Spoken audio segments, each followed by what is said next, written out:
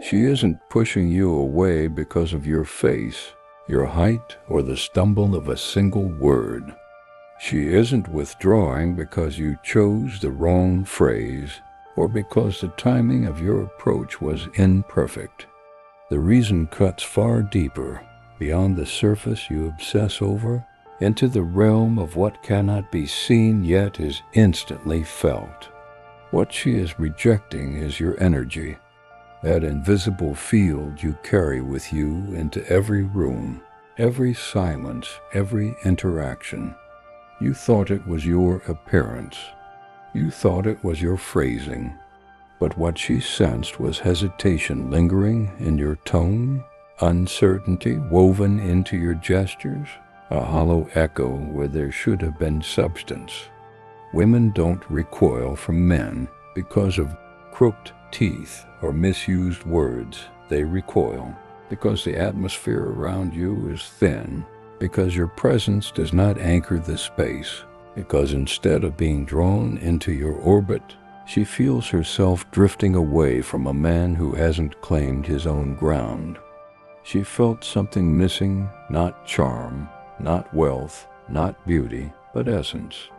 The quiet steadiness that tells her, without explanation, this man belongs to himself. Instead, she encountered the opposite, a man silently pleading for her to carry the moment. And no woman desires that burden.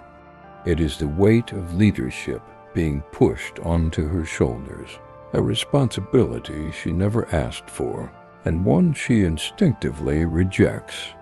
For most men, the collapse happens before the first sentence has even landed, not because of the words they speak, but because of the fragile world their energy builds.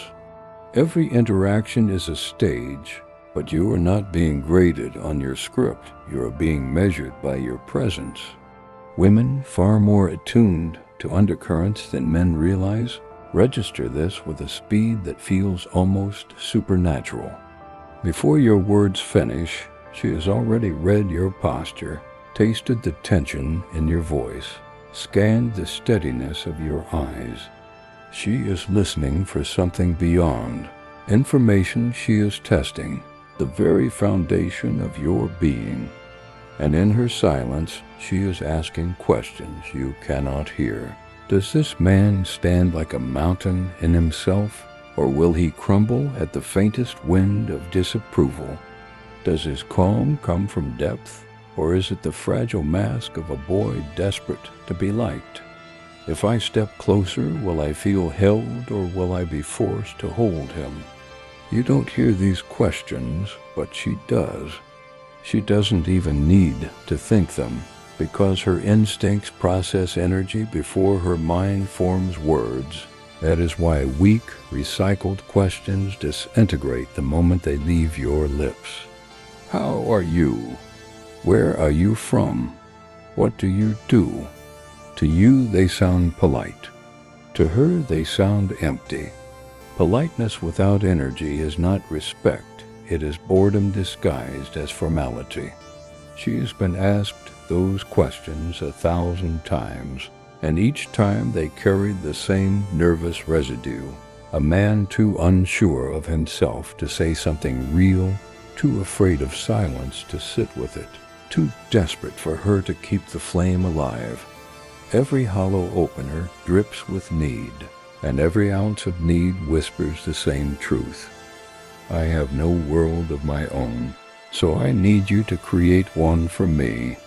And here is the cruel paradox. Women don't run from your words. They run from your void. They feel the hollowness behind the smile, the way your eyes betray a hidden plea, the way your presence buckles under its own uncertainty. They sense it the way you sense a room that feels off without knowing why. Energy doesn't lie, and no charm can cover its absence. That is why you lose her before you even knew you had the chance. But here is the paradox most men cannot bear to face. Attraction does not awaken when you lean on her energy, when you orbit her like a satellite searching for gravity. It awakens only when you stand fully in your own. A man who knows himself does not step into a conversation with his hands out, begging for approval like a beggar at the gates of affection. He steps in as though his life already carries weight, as though meaning has already filled him before a single word passes his lips. He doesn't wander into the moment asking silently, "Do I belong here?" He enters with the quiet authority of one who knows he already belongs wherever he stands. He does not search for the spotlight, he radiates it. He does not ask for permission to exist, he exists so completely that the room adjusts around him. And this uncheckable self-possession is more magnetic than any clever line, more irresistible than any rehearsed script. That is why the shift must happen. Stop asking, start declaring. Stop interrogating her like a clerk filling out a form, as if you're waiting for her answers to justify your presence. Open by offering a glimpse into your own world, not by begging to be invited into hers. Speak from the depths of your inner atmosphere. Let her feel what it is like to stand in the storm and calm of you. Instead of mouthing the hollow, "How are you?" a phrase she has heard from 1,000 voices before say something alive, something textured, something that paints an image in the air. This place feels like the calm after the storm, like time itself slowed down to catch its breath. Can you sense the difference? One is a dead request for her to perform, the other sets a scene, creates a world, establishes mood. One shifts the weight onto her shoulders, the other shows that you can carry it yourself. Suddenly, she isn't dragging the conversation forward, you are. You have set the frame, and now she has a choice. Step inside it or step away. Either way, you remain whole. And here is the point where most men collapse. The instant disagreement enters the room. She says, "I don't really like this place." The average man's heart stumbles. His stomach knots. He panics. He abandons his own perspective before the echo of her words has even faded. He nods quickly, rushes to align with her. "Yeah, you're right. Maybe it isn't that great. Why does he do this?" Because he believes that conflict is danger. He believes resistance means rejection. He has been trained to equate harmony with approval, and approval with survival. So he folds, thinking submission will save him. But she does not experience this as safety. She experiences it as betrayal, not betrayal of her betrayal of yourself. Because in that moment, she doesn't see a man. She sees a boy who would rather amputate his own truth than risk the discomfort of standing alone in it. And no woman can feel safe in the arms of a man who abandons himself so easily. Understand this. Trust, more than charm, more than wit, more than appearance, is the root of attraction. She can admire your style. She can enjoy your words. But if she cannot trust that you will stand unbroken in your own ground, her desire evaporates. Because she is not testing your taste in places or songs, she is testing your spine. She is asking without words, if life resists you, will you fold? If the world disagrees, will you collapse? If I push against you, will you disappear? And the man who folds at a casual comment reveals his entire foundation is hollow. True magnetism is not in echoing her opinion, but in holding your own with calm certainty. It is not in fighting her or forcing her to agree, but in refusing to vanish when faced with friction, because disagreement is not danger, it is the fire that forges respect. And respect is the soil from which attraction grows. What the strong man does is entirely different. He doesn't fight to win her approval. He doesn't fold to avoid her disapproval. He holds his ground with the stillness of a man rooted in himself. He stays calm. He stays curious. He stays unshaken. Where another man would panic at her words, he breathes, he tilts his head, and with a spark of play in his tone he says, "Interesting. I was actually starting to like it. What would make it better for you? Do you see the difference?" In that single breath, he accomplishes what the weak man never can. He holds his stance while opening space for hers. He refuses to erase himself, yet he does not crush her either. He keeps the polarity alive, and in doing so, he creates tension. And tension, contrary to what most believe, is not your enemy, it is your greatest ally. Tension is not the wall between two people. It is the spark of recognition, the pulse that makes an encounter feel electric instead of empty. Without it, everything dies into predictability. Without it, conversations collapse into forgettable pleasantries. Remember this: desire does not grow in comfort. Comfort makes you polite, makes you agreeable, makes you easy to overlook. Desire grows in contrast. It grows in the friction between two energies that refuse to merge into bland sameness. Smoothness without edges feels safe, but safe is not unforgettable. Safe is not magnetic. Safe is not the reason someone replays a conversation in their head long after it ended. The truth is simple.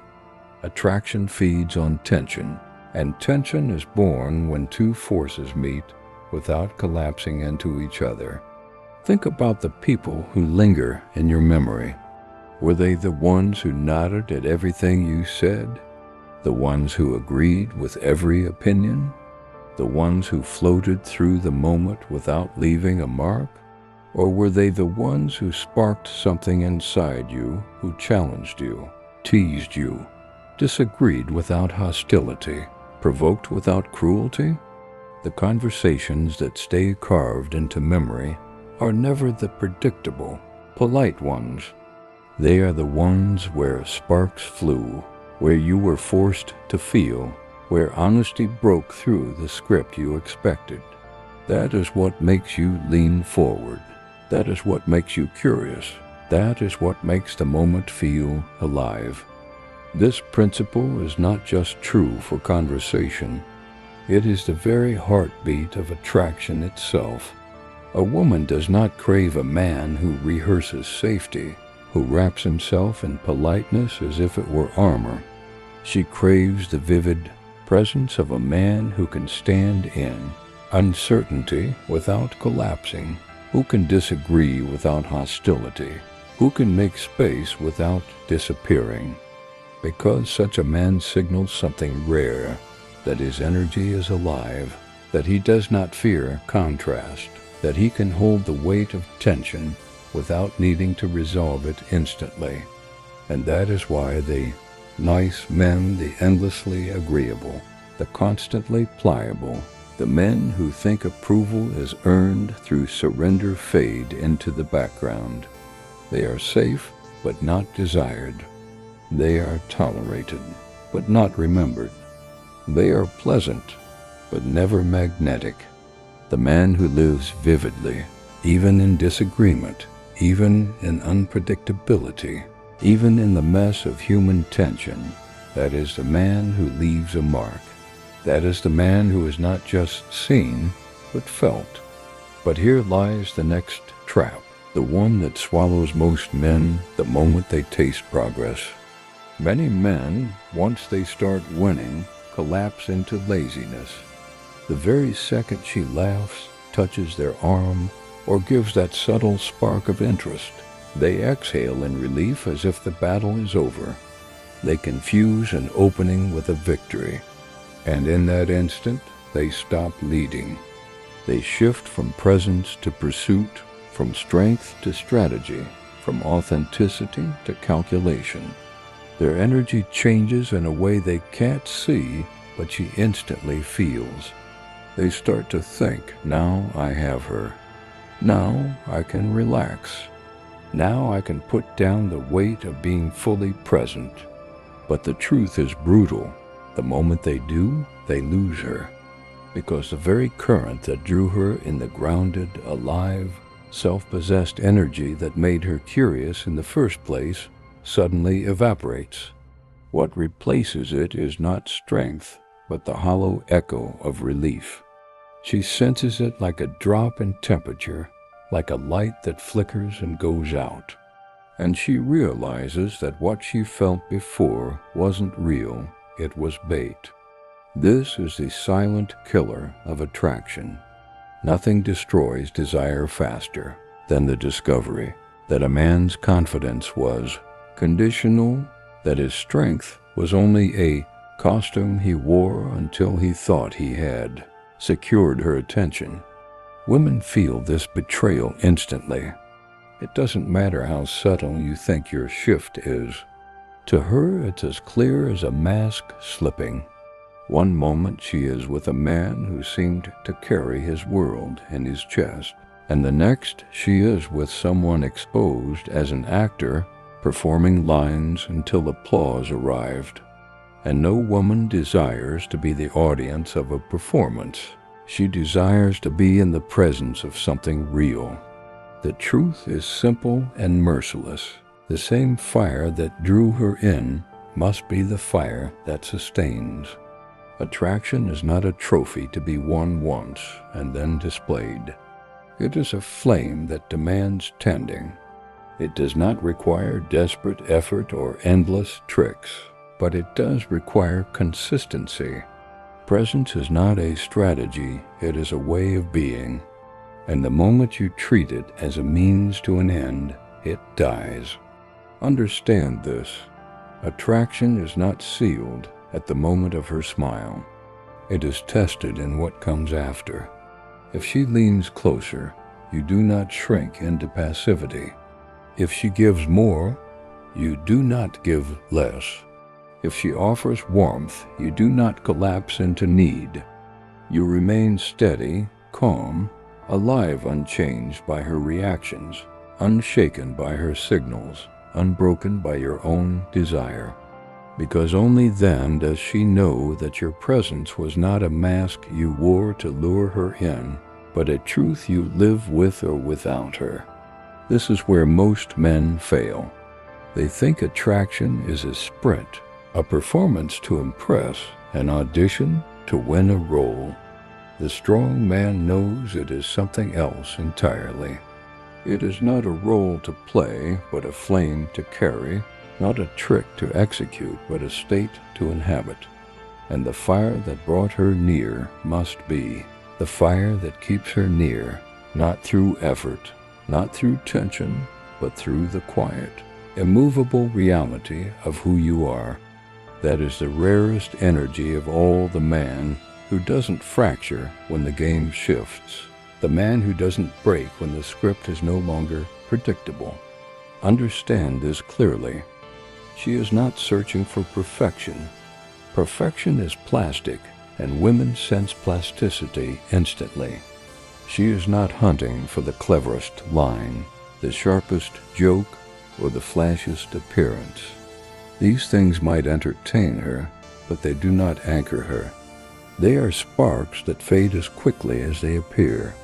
What she is searching for runs beneath words, beneath looks, beneath the surface of charm. What she is searching for is presence. Presence is not loud. It does not shout or perform. Presence is felt in silence more than in speech. She wants to feel a man who does not dissolve when silence stretches out between them, who does not start scrambling for filler words, desperate to patch the quiet. She wants to feel a man who does not crumble at the first hint of resistance, who can meet disagreement without shrinking into apology or exploding into anger. She wants to feel a man who does not beg when distance enters the space, who does not chase like a child terrified of abandonment. What she is drawn to, whether she can explain it or not, is the man who carries himself as though life itself has already granted him meaning. A man who does not lean on her for validation because he already leans on something deeper, his mission, his direction, his selfhood. A man who does not orbit her like a planet clinging to its star, but one who walks his own path with steady steps, and in doing so, creates a trail others long to follow. He does not drag her, and he does not collapse into her shadow. He invites her. He says without words, "I am already moving. You are welcome to walk beside me." This is the paradox of attraction most men never grasp. You do not win her through perfection, because perfection is sterile and forgettable. You do not hold her through tricks, because tricks reveal hollowness once exposed. You hold her through your being, through the atmosphere you create when you stand unshaken, through the steadiness of a man who remains himself, regardless of circumstance, whether she leans in with warmth, pushes back with resistance, or pulls away into distance. And that steadiness, that refusal to crumble, is what makes her lean forward. It is what allows her to rest in you without fearing collapse. Because deep down, she is not testing your jokes, your timing, or your appearance. She is testing your foundation. She is asking silently, will this man still stand if the wind shifts? Will he remain himself when the game changes? Can I trust that his strength is not a mask, but a core? The rarest energy is not brilliance or beauty, it is solidity. The rarest man is not the one who dazzles the room for a moment, but the one who becomes unforgettable precisely because he did not need to dazzle. He was enough in his silence, enough in his steadiness, enough in his unshakable presence. And when she feels that, she knows, this is not a man who orbits me. This is a man who walks his path, and I want to see where it leads. That is why energy is everything. Words fade, lines blur, appearances shift, but the energy you carry lingers long after the moment ends. Because in the end, you are not remembered for the exact words you said, but for the way your presence made her feel in the silence between them. Did she feel pulled into a moment larger than herself, as though time slowed and the air thickened when you spoke? Did she feel safe enough to relax, yet curious enough to lean closer? Did she sense calm strength beneath your tone, or did she detect the tremor of hidden fear? These things cannot be memorized. They cannot be scripted. They are invisible, yet they are unforgettable. They cut deeper than charm, deeper than wit, deeper than performance. This is why so many men, armed with perfect lines and flawless timing, still vanish from memory. Their words echo briefly and then dissolve, because the energy behind them was thin. But the man whose presence fills the room, whose very silence communicates depth, that man is remembered long after. His words are forgotten. So here is the essence. Stop chasing approval. Stop asking questions not out of curiosity, but out of insecurity, as if each answer might save you.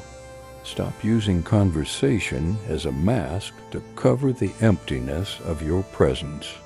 Stop performing like an actor desperate for applause. Approval is a leash, and every time you chase it, you hand her the chain. The shift is simple but radical. Build the kind of presence that does not seek permission. Stand in your own atmosphere as though it were its own world. Let her feel the pull of it, without demanding her attention. Let her step into your gravity because she wants to, not because you begged her to stay. Because when she encounters a man like that, a man who listens without losing himself, who can disagree without hostility, who speaks without the slightest hint of begging, he imprints on her memory in a way no flawless line ever could. She remembers him not because he was perfect, but because he was real. Not because he dazzled her with effort, but because he revealed no cracks in his foundation. In a world where most men perform, polish, and pretend, reality itself becomes the most seductive quality. Authentic presence shines brighter than any strategy, because it cannot be faked, cannot be rehearsed, cannot be stolen. And in a world drowning in imitation, reality is irresistible.